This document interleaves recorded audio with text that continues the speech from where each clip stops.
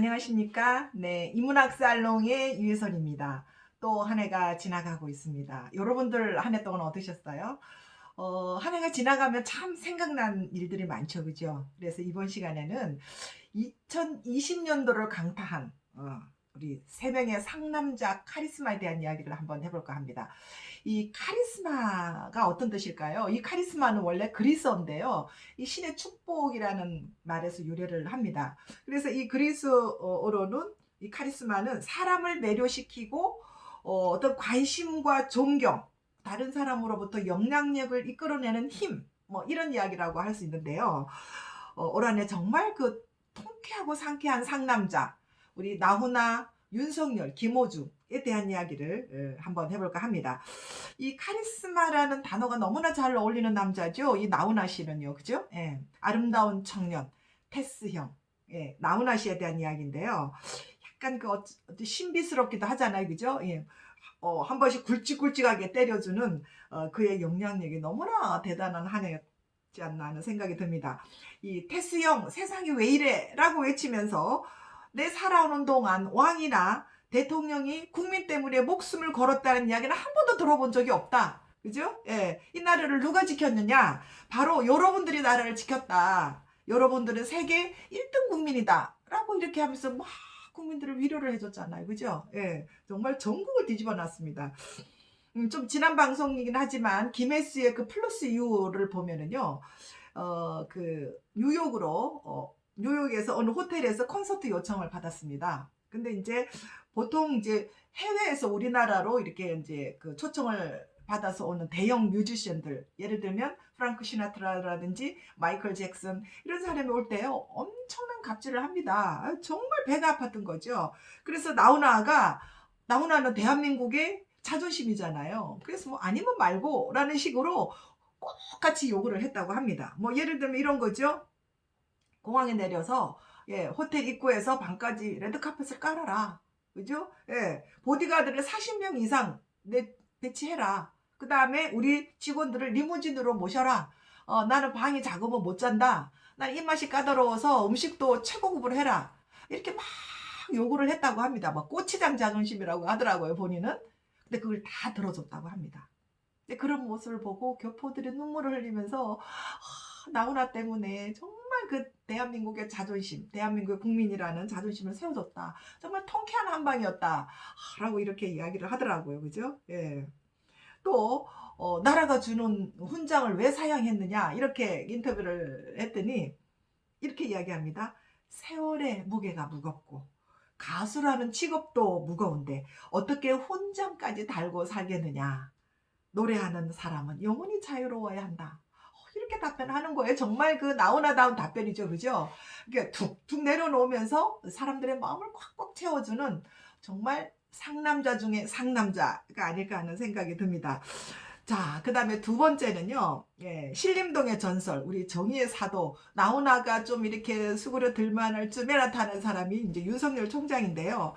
윤석열 총장은 존재 그 자체만으로도 엄청난 파워를 일으키는 그런 상남자였다고 저는 생각합니다. 구수를 했는데요. 여러분 구수 해봤어요? 구수?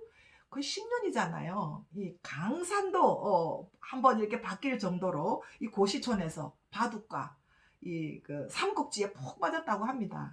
그리고 이제 후배들을 모아놓고 자기 이제 호주머니 털어서 막걸리 사주면서 이렇게 토론하고 밤새도록 이야기하고 이런 걸 굉장히 좋아했다고 합니다. 그러니까 마태형 노릇을 한 거죠. 그리고 이 윤석열 총장의 부모님들은요, 우리나라의 아주 명문 대학교 교수님들이십니다. 그리고 이제 파평윤 씨의 종가집인데요.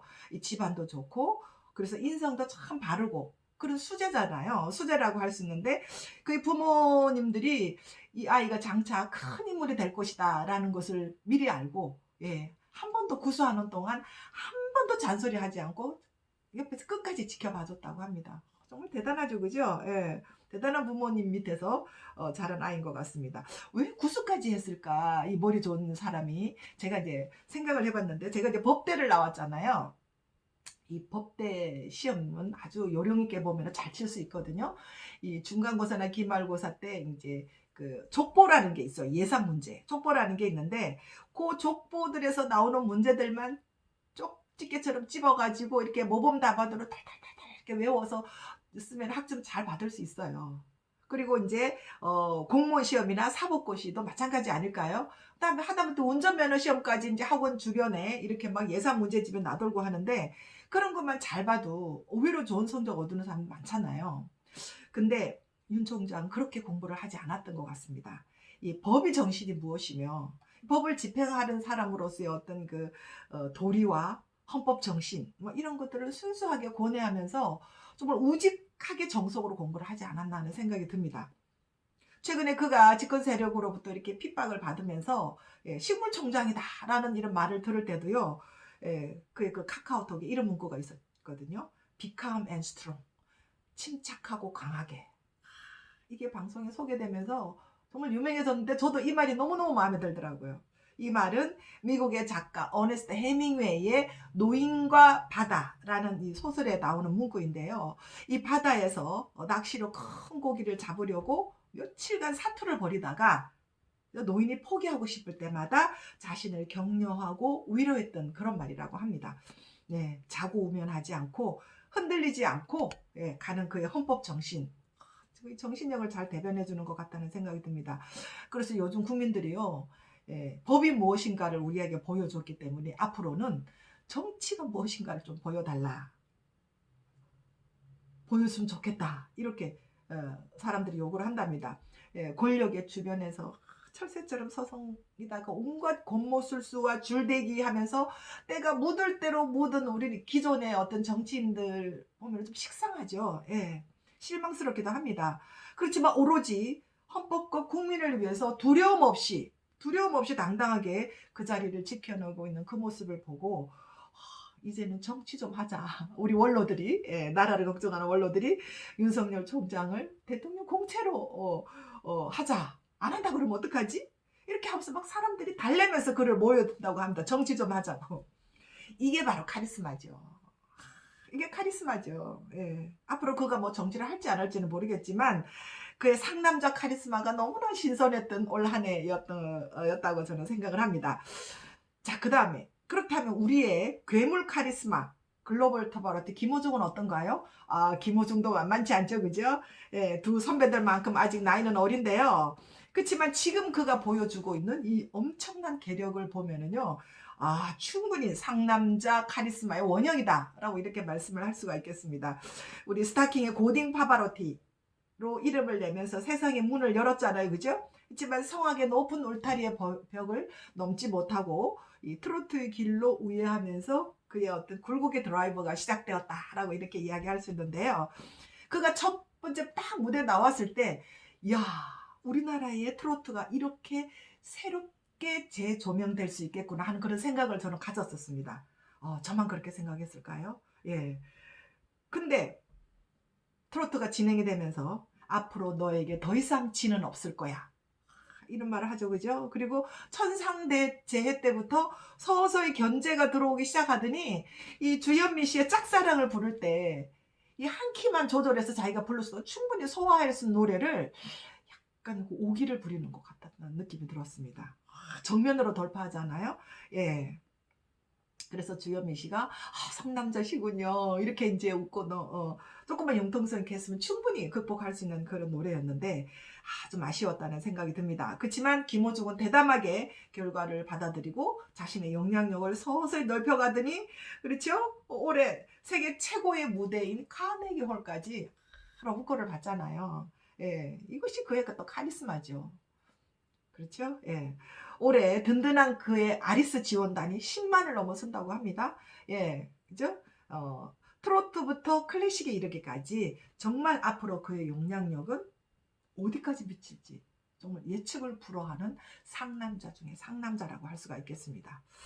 자, 2020년 대한민국을 강타한 올해의 상남자 나훈아, 윤석열, 김호중 이 세 사람에게 열광하는 이유가 뭘까요? 사람들이 철저하게 자기 자신에게는 엄격하고요. 그리고 타인에게는 정의감에 불탈 정도로 아주 통큰 리더십을 가지고 있는 이런 어떤 그 그릇이라고 할 수가 있겠습니다.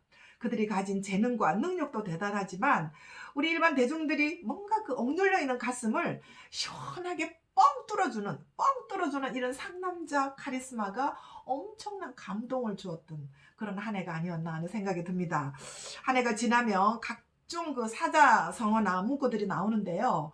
저는 권력에 굽히지 않는 배짱과 뚝심, 그죠? 위기에 승부를 던질 줄 아는 이 나훈아와 윤석열과 김어중, 이 세 상남자들에게 become and strong, 이 말이 너무나 잘 어울린다고 생각합니다. 그죠? 침착하고 강하게, 예, 새해도 꾸준히 나아갈 수 있기를 저희들은 기원을 합니다. 그대들은 정말 올 한 해, 예, 우리를 정말 든든하게 했던 상남자 중에 상남자였다라고 이렇게 말씀을 드리고 싶습니다. 여러분들도 다사다난했던 올해 잘 마무리하시고요. 예, 새해 건강한 모습으로 뵙도록 하겠습니다. 네, 새해 복 많이 받으세요. 감사합니다.